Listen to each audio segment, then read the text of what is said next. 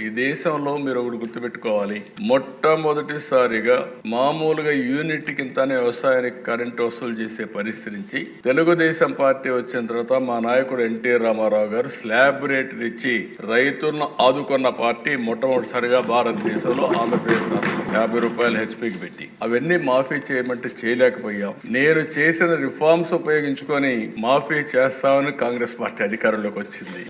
వచ్చారు, ఏం చేశారని చూసిన తర్వాత చాలా భయంకరంగా మనం ఒకసారి చూస్తే 2004-14 సర్ప్లస్ కరెంట్ వచ్చింది, రిఫార్మ్స్ అమలైనాయి, అన్ని రంగాల్లో బ్రహ్మాండంగా జరిగింది. వాళ్ళు వచ్చిన 5 సంవత్సరాల్లో దగ్గర మీరు చూస్తే నేనున్నప్పుడు 90% ఇన్స్టాల్డ్ కెపాసిటీ పెంచాను, ప్రొడక్షన్ పెంచాను. 5,634 మెగావాట్ల నుంచి 10,695 మెగావాట్లకు పెంచాం. వీళ్ళు వచ్చి 56% అంటే ఒక 5-6 వేల మెగావాట్లు పెంచారు. PLF plant load factor